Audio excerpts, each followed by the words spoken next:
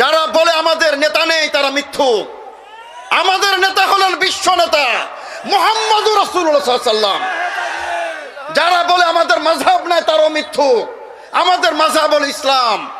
সম্মানিত সুধীবৃন্দু, ইমাম ইবনে তাইমিয়া সম্পর্কে আমি দুটো কথা বলতে চাই। ইমাম ইবনু দাকিকিল ঈদ, যাকে শাইখুল ইসলাম বলা হয়, তিনি বলছেন লাম্মাজতামাতু বিইবনে তাইমিয়া, আমি যখন ইবনে তাইমিয়ার সাথে মিলিত হলাম, ওয়াজাদতুর রাজুল, এই ব্যক্তিকে পেলাম, আল উলুম কুল্লুহা বাইনা আইনাইহি, পৃথিবীর সকল ইলম তার যেন দুই চোখের মধ্যে, দুই আপনার পেশানের আপনার দুই চোখের মাঝখানে, ইয়াখুযু মা ইয়াশাউ ওয়া ইয়াদাউ মা ইয়াশা, যেটা ইচ্ছা তিনি নিচ্ছেন, যেটা ইচ্ছা তিনি গ্রহণ করতেছেন, যেটা ইচ্ছা বর্জন করতেছেন। তো আমাদের আলেমরাও কিন্তু আলহামদুলিল্লাহ এই ধরনের তাদের ইলম, তাদের যুক্তি, তাদের দলিল, এটা কিন্তু আমাদের পুঁজি। সম্মানিত সুধীবৃন্দু, ইমাম ইবনে তাইমিয়ার ব্যাপারে শাহ ওয়ালিউল্লাহ মুহাদ্দিস দেহলভী বলেছেন, আল্লামা আবুল হাসান আলী নাদভী বলতেছেন যে ইন্না উলাইকাল লাযিনা যায়াকুহু ওয়া সাজানুহু মা বালাগু মিআশারা মা উতিয়া মিনাল ইলমি ওয়াল ফাদল ওয়ান নুবুব। শাহ ওয়ালিউল্লাহ মুহাদ্দিস দেহলভী রাহমাতুল্লাহ আলাইহি বলেন যে ইমাম ইবনে তাইমিয়ার শত্রুরা, তারা যাকে সংকটে ফেলেছিল, জেলে ঢুকিয়েছিল, তারা তাদের সকলের ইলম একত্রিত করলে ইমাম ইবনে তাইমিয়ার 10 ভাগের 1 ভাগও তাদের ইলম ছিল না। বলুন সুবহানাল্লাহ। এটা হচ্ছে আমাদের আহলে হাদিসদের আপনার ইলম ভিত্তিক আমাদের দাওয়া হবে। আমরা কোনো আপনার চাপাবাজি না, আমরা জোর জবরদস্তি না, ইলম ভিত্তিক আমাদের দাওয়া। সম্মানিত সুধীবৃন্দু, যেটা আম্বিয়া কেরামের দাওয়াত ছিল। ইমাম ইবনে তাইমিয়া সম্পর্কে আল্লামা শিবলি নোমানের একটা কথা বলবো, চমৎকার কথা, সবচেয়ে সুন্দর কথা। ইমাম ইবনে তাইমিয়া সম্পর্কে আমি যত উক্তি পড়েছি, আল্লামা শিবলি নোমানের কথাটি সবচেয়ে আমার কাছে বেশি পছন্দ হয়েছে। তিনি বলছেন যে আল গাজালি ফখর রাজি সাকাতা মিন আইনি লাম্মা ইত্তালাতু আলা ইবনে আলাল ইমাম ইবনে তাইমিয়া। সুবহানাল্লাহ। তিনি বলছেন ইমাম গাজালি কত বড় ব্যক্তি ছিলেন। ফখরুদ্দিন রাজি, আকাশ চুয়াক জনপ্রিয় ব্যক্তিত্ব ইমাম ফখরুদ্দিন রাজি। তিনি বললেন, আমি যখন ইবনে তাইমিয়া কিনে গবেষণা পড়লাম, আমি দেখলাম ইবনে তাইমিয়ার কাছে তার কিছুই না, তারা আমার নিকটে গুরুত্বহীন হয়ে গেলেন। ইবনে তাইমিয়ার নিকটে তার কিচ্ছু না, তারা। সুবহানাল্লাহ। কাজে আমিও বলতে চাই, আহলে হাদিস আলেমদের এমন একটি কদর আলহামদুলিল্লাহ আছে। আপনি যাদেরকে মনে করেন, আমি নাম বলতে চাই না, যারা আমাদেরকে আপনার মানে তুচ্ছ তাচ্ছিল্য করে এবং জনসম্মুখে বলে যে আহলে হাদিসদের কোরআন সুন্নাহর জ্ঞান নাই, এটা তো পাগলের প্রলাপ, হাস্যকর বক্তব্য। আহলে হাদিসরা যদি কোরআন হাদিস না বুঝে, এ বাংলার জমিনে কারা বুঝবে? আল্লাহর পৃথিবীতে কারা বুঝবে? আহলে হাদিসরাই কোরআন ও সুন্নাহ বুঝে। অন্যদের তো তাওহীদের জ্ঞান নাই, তাওহীদ ফিল রুবুবিয়্যার জ্ঞান নাই, তাওহীদ ফিল আসমা সিফাতের জ্ঞান নাই, তাওহীদ ফিল উলুহিয়ার জ্ঞান নাই। অথচ দেখুন আমাদের দেশের অনেকে বলে যে পৃথিবীটা নাকি ওলিয়া আউলিয়ারা গৌস কুতুবরা পরিচালনা করতেছে, নাউজুবিল্লাহ। অথচ আল্লাহ পাক রব্বুল আলামিন কোরআনে কি বলেন? ইদাব্বিরুল আমরা মিনাস সামা, তিনি আকাশ থেকে, আরশ থেকে সমগ্র বিশ্ব তিনি পরিচালনা করেন। আর আমাদের ভাইরা বলেন যে এই গাউস কুতুল আবদাল এরা নাকি সারা পৃথিবীটা পরিচালনা করে, আফ্রিকার জঙ্গলে নাকি তারা মিটিং করে, নাউজুবিল্লাহ।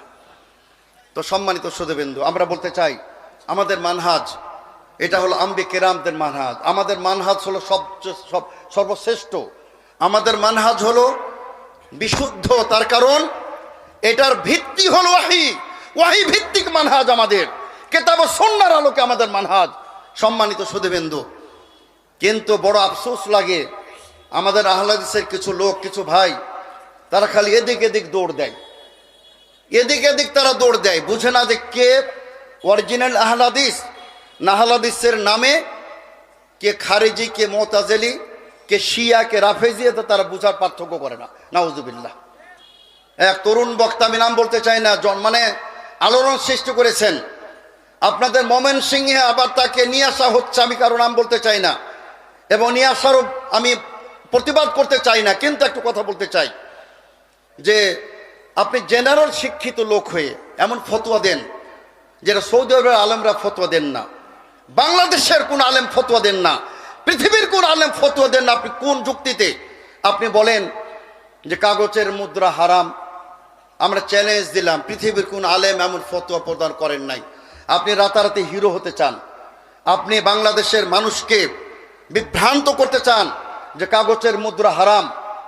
আপনি পড়ে দেখুন সৌদি আরবের তাদের যে স্থায়ী ফতোয়া বোর্ড, তারা ক্লিয়ার বলেছে যে কাগজের মুদ্রা এটা কিন্তু যাহাবল ফিজা, স্বর্ণ রূপের সমপরিমাণ, একই হুকুম, কোনো পার্থক্য নাই। স্বর্ণ রূপার যেমন জাকাত আছে, কাগজের মুদ্রার জাকাত আছে। আপনার সিরিয়ান লিরার বিনিময়ে রিয়াল, ডলারের বিনিময়ে রিয়াল, সেটা নাকদান বা নাকদান, এদান বেয়াদিন হতে হবে। হাতাহাতি যদি পার্থক্য মানে আপনার যদি এক্সচেঞ্জ করেন, যেমন আপনি $1 দিবেন, বর্তমানে হয়তো 85, 85, 80 টাকা বিনিময়ে ডলার নেবেন, চেঞ্জ করবেন, জায়েজ আছে। সমগ্র পৃথিবীর আলেম বলছেন জায়েজ আছে। আপনি কোন দলিলের ভিত্তিতে বলেন যে কাগজের মুদ্রা এটা হারাম? কোনো দলিল নাই। তারই সাথে আমাদের কিছু ভাই, তারা আপনার কিছু আগাম ভবিষ্যৎ বক্তা, তারা আগাম কিছু খবর দিয়ে দেন, কবে ইমাম মাহাদি আসবেন, কবে ইয়াজুজ মাজুজ আসবে, কবে আপনার ঈসা আলাইহিস সালাম আসবেন, চমক সৃষ্টি করতে চাই। আর আমাদের আহলে হাদিসের লোকেরা এত নির্বোধ কিছু আছে, তারা তরুণরা পাগল হয়ে যায়। এ তরুণদের ব্যাপারে বিশ্বনবী বলেন হুদাসাউল আসনান সুফাহাউল আহলাম, এরা নির্বোধ, তরুণ, বয়সে নবীন, কিন্তু জ্ঞানে আর অপরিপক্ক, এরা বেকুফ, এরা মূর্খ, জাহেল। সুতরাং দৌড়াদৌড়ি করবেন না। এজন্য আমরা কিন্তু বলি যে একটি নিয়ন্ত্রিত সমাজের জন্য একটি সংগঠন, নিয়ন্ত্রিত জীবনযাপনের জন্য একটি সংগঠনের প্রয়োজন আছে। এই মহান লক্ষ্যে আল্লামা আব্দুল কাফি আল কুরাইশি রহমতুল্লাহ আলাইহি 1946 সালে তিনি আপনার জমিয়ত আহলে হাদিস প্রতিষ্ঠা করেছিলেন। তার অর্থ এই নয় যে তার আগে আমরা ছিলাম না, আমরা ছিলাম, আমাদের অস্তিত্ব ছিল।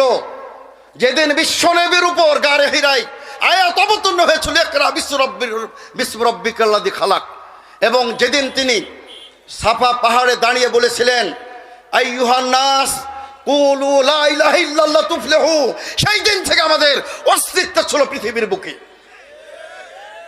আমরা উড়ে আসে নাই, জুড়ে বসে নাই, আমাদের অস্তিত্ব অত্যন্ত শিকড়ে গ্রথিত, মজবুত। আমাদের পূর্বপুরুষ হলেন সাহাবায়ে কেরাম, আমাদের আদর্শ হলেন বিশ্বনবী মুহাম্মদ রাসূলুল্লাহ সাল্লাল্লাহু আলাইহি ওয়াসাল্লাম। যারা বলে আমাদের নেতা নেই তারা মিথ্যুক। আমাদের নেতা হলেন বিশ্ব নেতা মুহাম্মদ রাসূলুল্লাহ সাল্লাল্লাহু আলাইহি ওয়াসাল্লাম। যারা বলে আমাদের মাযহাব নাই তারাও মিথ্যুক। আমাদের মাযহাব হল ইসলাম। মুফতি কিফায়াতুল্লাহ বলেছেন যে हमारा मजहब का नाम इस्लाम है, হানাফি মজহাবের ইমাম। সুতরাং আমার ইমাম, আপনার ইমাম, শ্রেষ্ঠ ইমাম বিশ্বনবী মুহাম্মদ রাসূলুল্লাহ সাল্লাল্লাহু আলাইহি ওয়াসাল্লাম। কবরে তার ব্যাপারে প্রশ্ন করা হবে, মান হাযা রাজুলুল্লাযী বুইসা ইলাইকুম বা বুইসা ফিকুম। ওখানে কিন্তু আবু হানিফা সম্পর্কে প্রশ্ন করা হবে না, ইমাম মালিক, আহমদ বিন হাম্বল সম্পর্কে প্রশ্ন করা হবে না। কবরে মুর্দা রাখা হয় বিসমিল্লাহ আলা মিল্লাতে রাসূলিল্লাহ, আমার আপনার নেতার নামে মুর্দা রাখা হয়, বলুন ঠিক কিনা? সুতরাং জনগণকে বিভ্রান্ত করার কোনো সুযোগ নাই। আল্লাহর জমিনে সবচেয়ে হকপন্থী কিয়ামত পর্যন্ত বিশ্বনবী সাল্লাল্লাহু আলাইহি ওয়াসাল্লাম যে দলটির ব্যাপারে ভবিষ্যৎবাণী করে গেছেন, লা তাজালু তাইফাতুম মিন উম্মতি, আমার উম্মতের একটি গোত্র, সম্প্রদায়, একটি গোষ্ঠী হকের উপরে থাকবে। পৃথিবীর কোনো শক্তি এদেরকে বিচ্যুত করতে পারবে না, লাঞ্ছিত করতে পারবে না। কাজে আমরা ক্লিয়ার বলতে চাই, আব্বাসী সাহেব যতই লাফালাফি করুন, কাজ হবে না, কোনো কাজ হবে না। আগামী ইনশাআল্লাহ 30 বছরে বাংলাদেশে সবচেয়ে সংখ্যা গরিষ্ঠ জামাত হবে আহলে হাদিস জামাত ইনশাআল্লাহ। এবং আজকের ঐতিহাসিক ময়দানে আমাদের শায়েখ ডক্টর মুজাফফর বিন মোহসিন যে জনসমুদ্র সমাগম করেছেন, এটা প্রমাণ করে আমাদের মধ্যে কোনো বিভেদ নাই ইনশাআল্লাহ। আর সবচেয়ে বড় কথা, আসলে কোনো বিভেদ নাই।